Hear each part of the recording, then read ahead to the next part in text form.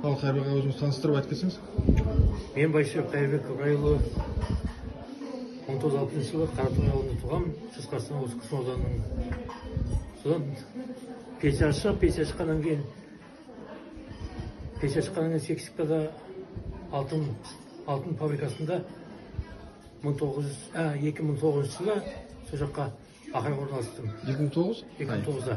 Ақырғы орналастым, 2016-ға дейін. 2017-ге дейін. Сол ақырын бастығы болдым, одан ақырын директор болып жұмыс істедім. Сол жұмыс істеп жүрген кезде мен қазіргі Маралихан жігіттердің шығып жатқанын түсінемін. Ол